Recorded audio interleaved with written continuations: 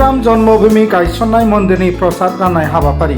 थांनाय माखासे सान सिगां गुबुन गुबुन जायगाफोराव श्रीराम जन्मभूमि गायसननाय मन्दिरनि प्रसाद राननाय हाबाफारिखौ नुनो मोननाय जादोंमोन। थिग बेबायदिनो दिनै गसाइगाव महकुमानि सिङाव थानाय रायमना नेशनेल पार्कनि सिङाव थानाय जारिमिनारि संकस खेरायसालि खुंफुं आफादनि सुबुंफोरनो श्रीराम जन्मभूमि गायसननाय मन्दिरनि प्रसादखौ दिनै जोबथा सानाव राननानै होदों। खासियाबारि बिसिडिसिनि मासिगिरिजों लोगोसे अतुल चन्द्र बिसास बिथांमोना गायसननाय हाबाफारिया जागायनायनिफ्राय दिनैसिम जेनेखि अयोध्या राम मन्दिरनिफ्राय सफैनाय जेनेखि राम मन्दिरनि जे प्रसाद बे प्रसाद बितरन खालामनाय हाबाफारिया जोंहा थांनाय जानुवारि 1 थारिखनिफ्राय लानानै फैगौ नै दिनै 16 थारिख बे 16 थारिखसिमाव जोंहा मोनफ्रोमबो जोंनि बे भारत हादरावनो होन बा मोनफ्रोमबो हादरावनो होन जोंनि बे राम मन्दिरनि जितु प्रसाद राननाय हाबाफारिया जागायनानै दिनै जोबथा बे जोबथा हाबाफारियाव जोंहा दिनै बाथौ खेराइ फुजासालियाव जों दिनै बे हाबाफारिखौ आरो जोबथा हिसाबै लानाय जाबाय। बे जोबथा हाबाफारियाव बाहागो लाफैनो हानाय जोंहा जोंनि बे बाथौ खेराइनिनो सासे ज्येष्ठ सिबियारि मानगोनां बिप्र नार्जारि आदा बिप्र नार्जारि लोगोसे सारियाव गसंफानाय जोंहा संगनिफ्राय नुजाफैनो हानाय मानगोनां सराइबिल खन्दनि मानगोनां खन्द प्रमुख अतुल चन्द्र बिश्वास दा जोंहा दिनै जोबोद बाहायग मोजां जे श्रीराम मन्दिरनि जेनेखि प्रसाद बितरन बे प्रसाद बितरना जोंनि बे आसाम हादरावबो जोंनि बिटिसि ओनसोलावबो मोनफ्रोमबो खना खना गामियाव जोंनि बे प्रसाद बितरन हाबाफारिया जाफुंनानै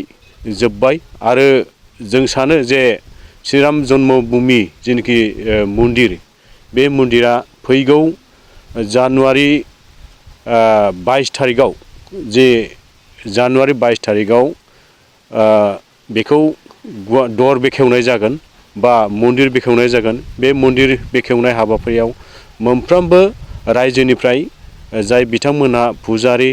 जाय बिथांमोनहा धर्म सिबियारि बिथांमोनहा बेवहाय बाहागो लाहैगोन आरो जोंनि आसाम हादरनिफ्रायबो गोबां माने फुजारि आरो धर्म सिबियारि बिथांमोनहा बाहागो लाफैगोन आरो बेवहाय जोङो जोबोद गोजोननाय मोनदों जे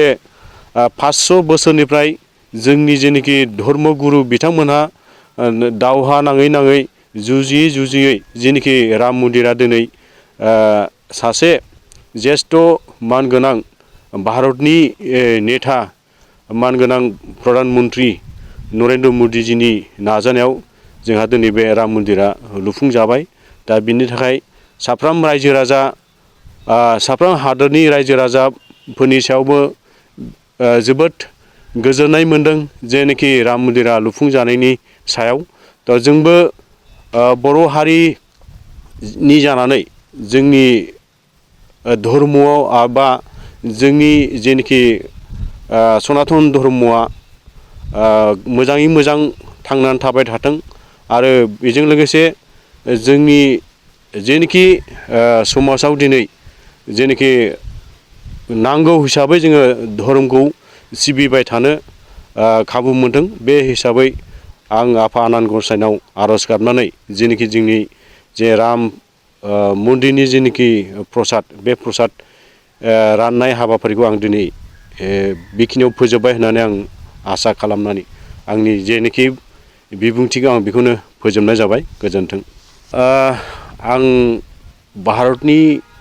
साफ्रोम रायजो राजाफोरखौ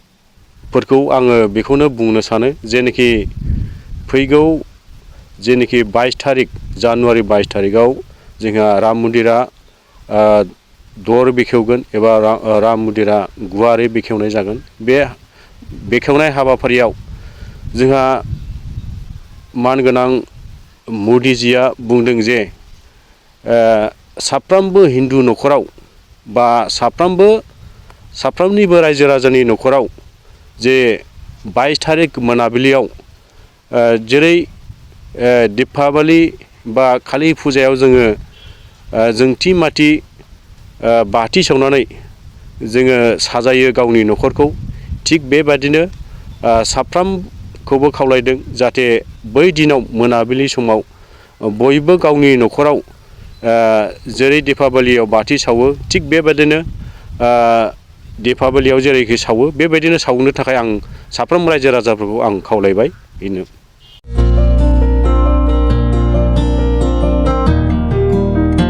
उदालगुरि नोगोरनि शंकरदेव मिशन हाई स्कुलनि साखाथियाव थानाय